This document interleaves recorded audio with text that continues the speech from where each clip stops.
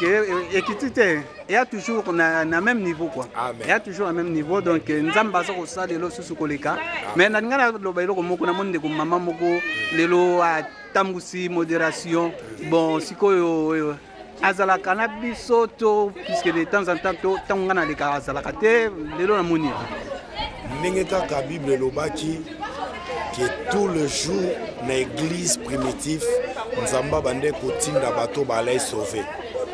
Donc cela veut dire na kati ya musala to sala nzambe comme en attend moko bo atindela biso bato bato ba déjà sauver bato ba déjà na kati ya musala et bato ba kota mbala mona musala yango wana ozomona toza ko annoncer yango mona mama wana osa musala nzambe parce que azana musali ya nzambe yemoko anelo kwa nzambe siko ngaso na moni muto ana eloko ya nzambe muto ana na bonzambe na kati na ye mbama na koti yake na champ ponga na ntoma c'est-à-dire nga lansaka Timothée na kobimisa Tite na bimisi Barnabas. Cela veut dire apôtre Paul, c'est le travail qu'il faisait. Évangile babi oyo biso boyoki et pananga mais mango pepe sango bato mususu oba oza capable de opesa pe bato mususu soko zui évangile ko bomba ngote yango mondi le fait que to bomba bana ebele yango mona bana bavandi pembe na biso ti oyo ga rébellion mais so oyo ki ke mwana na eloko nzambe lâcher akende po neti bango bazana na lâcher bango ba okende ba banda pe musala pe ba sa musala nzambe. Oui, vous avez c'est mingi puisque to yo ki ke apôtre de foi on nga ko lâcher pe bato te problème ezandeni. Pour que nous lâchions, il faut que nous rassurer que nous sommes matures. Tant que nous sommes musala, eko ezozonga. Pour nga pe tata nga molimo eko ezonge la kae. Moi tant que yo ka kosepeli, lokumu ezaka yangate, lokumu eza ya nzambe na tata nga molimo place avant d'akaza fier. Ayebi que moi na ngai, c'est vraiment quelqu'un qui a eu le temps, il y a besoin d'enseignement, il y a besoin de makamnanga, il y a besoin de discipline. Il y a besoin pour que nous lâchions moto, il faut nous assurer qu'elle a commis la maturité pour que tant qu'on sala musala, l'obina yokabeko ya ba dégâts. Parce que bato mususu pe bana katia champ, mais au moins na ba dégâts zo salama parce que tant il y a formation s'il a été. Bon, si c'est balobi que apôtre ya azoko pona. Est-ce que c'est sûr aux akopona bâtir au travail na bango? Bien sûr, parce que Christ n'est pas ponaki. Bible dit Alexis Boutou mobimba pas pona. Cela veut dire que pona na biso zande nini non favoriser te. Mais que pona na biso si quelqu'un a la grâce, il a la grâce. Ça dit tant au moni muto na ngolo nzambe. Aza pembe na yo. Bo okanga ngolo nzambe kwa. Bon, ce qui yo au monde comme ça, ça que travailler na yo. Les loyo au monde est quelque part et pas na yo, azalé ko prêcher mais a commis quelque part a commis ko prêcher parole et ko lo belonini. Il n'était pas bon encore et pas na yo pour prêcher, a commis bon quelque part et pas a commis pour prêcher to et ko lo belonini. En fait, question on est allé vraiment nous répondre on a deux volets. Premier volet au monde na football, ils ont un joueur mususu, ils ont une équipe moko, les mususu ils ont réserve. Mais joueur wana kaka ya réserve, soit qu'une équipe moko a comme titulaire. Ils ont dépendre na rôle ni au entraîneur azanango par rapport au football en ligne présenté. C'est-à-dire, na goy ko zala na mutu moko azan église nanga. Par rapport à la mission nanga nazoluka na placé nanu akomi na niveau ya kota na mission anate mais lem sous mission oyo eloko ya nango et pas ndeko moko eza très utile. Par exemple moko azoluka jante moko azoluka pneu sikoyo soki yo za jante mais nga na ya na jante na oluka pneu mais oyo aza na pneu oluka ni jante. Donc, Moutoumsa cause utile et pas naoté, ça utile côté encore. Deuxième volet, moi je crois toujours dans la souveraineté en Zambie. Zambie a koki ko permettre Motomoko à Salagi côté Moko, aye côté Moko.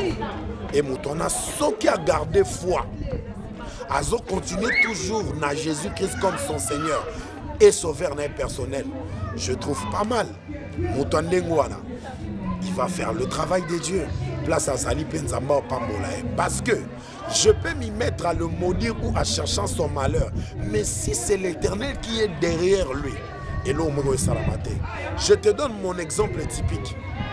Quand j'ai quitté chez mon père spirituel, j'ai travaillé avec un homme de Dieu. Na travail na mutanzambe na kokesi ko supporter na église na été. Tant on a bimi, il a appelé église batombola maboko ba livranga pas Satan. Toute l'église, ils ont prié ba livranga pas Satan.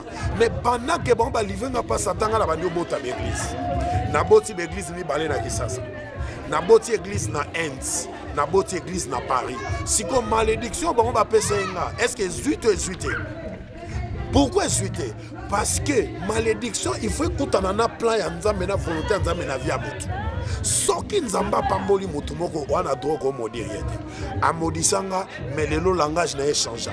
Place nous soit salaka. Ah, moi mbaluana. Ah, majuscule. À tombolanga partout. Bah, n'a pas bien conseil. Après ça toujours exemple nanga. Partout n'a comme référence naé. Mais il m'avait maudit. Il m'avait livré à Satan. Cela veut dire on n'est pas souverain que Dieu. Dieu, il reste Dieu. Sikoyo, na père spirituel ou ya livre qui yo kanaka. Ce n'était pas mon père spirituel, c'était un mentor. Parce que nous devons faire une différence. Il y a le père spirituel et il y a un mentor. Un mentor, c'est qui? Déjà, na kutali na yo, oyebe déjà nzambe. Oyamba déjà Yesu na tata na molimo te tata no ya molimo azali otangu aulozalaki mopagano ayambisi yo Yesu apesi yo ba rythme élémentaire ba base ya christianisme. C'est lui le père. Mais il y a aussi d'autres personnes qui sont dans la bonne vie, ba mentor na biso, ba lokwa ba coach. Il y a lokola Mourinho, OK kozwa joueur lokwa Higuaín o la qui se balete. Parce que ça y est bibal. Il y a un Real de Madrid. Mais au Black, c'est un système de jeu à quoi bêta. Au PC, c'est intelligence à quoi jouer. C'est comme nous. On est des mentors pour deux autres. Mais celui-là était aussi mon mentor. C'est-à-dire, il m'a aussi affecté dans bon nombre de choses que j'ignorais. Mais je connaissais déjà Jésus. Nansi na la campagne à Libanda na benga et le roi orateur pour travailler son ami balé. Donc j'étais pas son fils spirituel. Mais il fut mon mentor et j'ai beaucoup appris auprès de cet homme-là. Mais aujourd'hui où je te parle, nous gardons de très très bonnes relations. Et puis au moto déjà parce que je fais déjà la fierté pour le royaume. En étant jeune, je peux me entrer dans d'autres choses. Mais je garde la foi, je prêche l'évangile, je suis dans la saine doctrine. Parce qu'il court que pour le royaume des cieux. Tu es obligé d'être bien avec lui. Moi, on a développé ça, déposé ça déjà. Donc, c'est un gars qui va dans la place de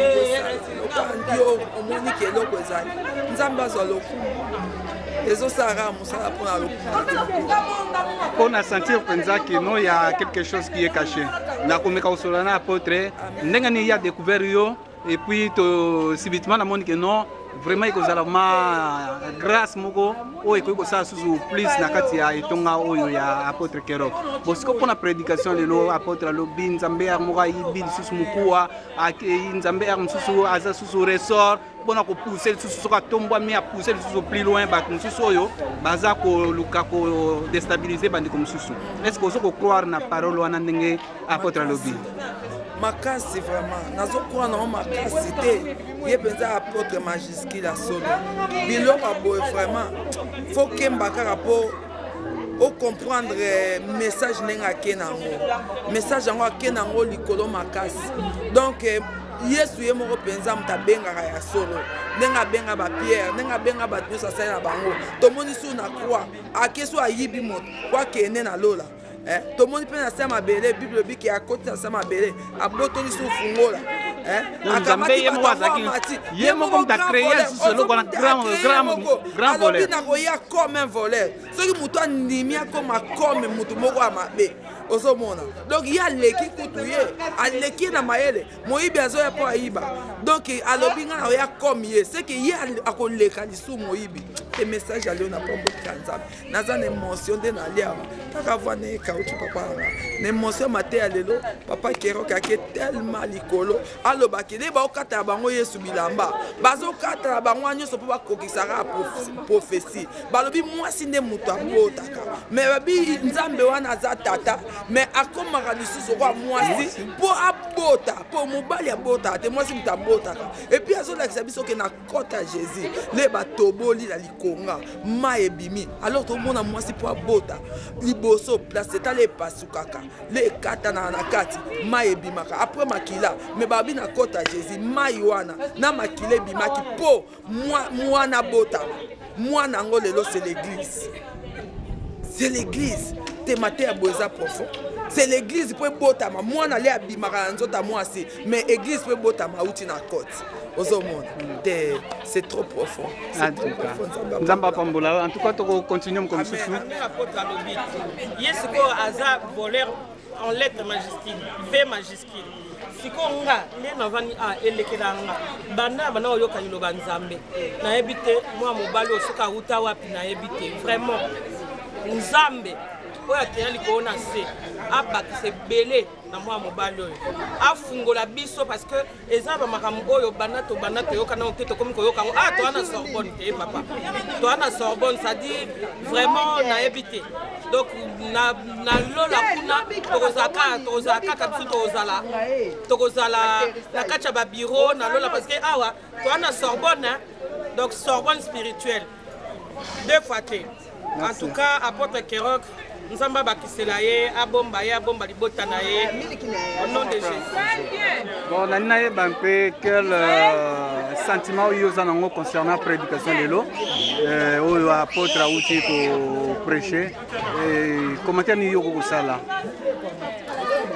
Commentaire venant ma casse mais nous avons été bénis donc matin était mai venant ma casse donc diffé biso nous tuna mutazu moi par nae donc les deux par na biso vraiment en tout cas ça arrive bien donc Saint-Esprit venant combattre biso vraiment de toute façon apôtre à chaque fois donc to yara en église to kola rakaka donc en tout cas na commencé nzambe mi lelo na koba ya moi bongo siko pona ba tumsusu ba ete elo ni ko profiter ko yebisa bango puisque na yo ki apôtre le makamsu ya ba ressort est-ce que ba ressort wana yo au moni na bikeza un peu plus profond mais ba na ka ressort wana il fallait développer encore un peu plus puisque na bikeza ressort ça parle beaucoup yo ko lo banini pona mais ressort ezaka ndeka moto le ka valer banka yango peza ressort donc tant que ça moi problème on a que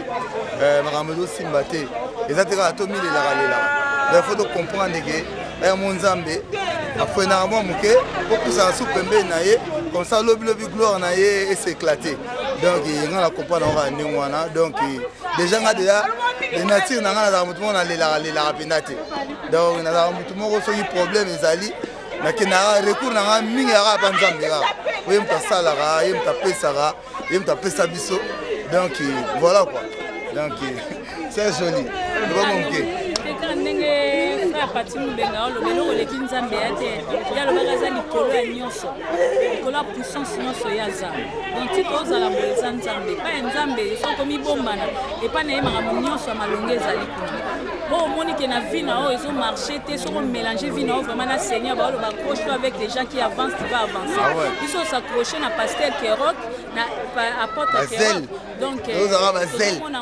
tozomona loboko ya nzambe po balobi so otie nzambe na épreuve ya osala ya bakaza nsima maloba neti invoque moi je te répondrai donc tant tozo-invoke nzambe oyoka biso ata lelo tata lobi nzambe osala mais pas nefo ozalaka na foi patience mpe fo ezala ezaka lokwa papa osengi eloko lelo mosusu aopesa lelo ta opesa. L'évangéliste David Marco Nzambi.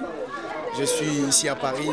Par la grâce de Dieu, nous dirigeons la mission mondiale, Message du Salut, l'Église et la foi puissante. Nous sommes situés à Créteil, voilà, c'est là où nous sommes. Et ce matin, plutôt cet après-midi, j'avais voulu venir participer au culte de mon frère, mon ami, l'apôtre Francky Kerok, qui nous a vraiment béni avec un bon message, qui a été vraiment édifiant et vraiment percutante. Voilà un peu mes impressions.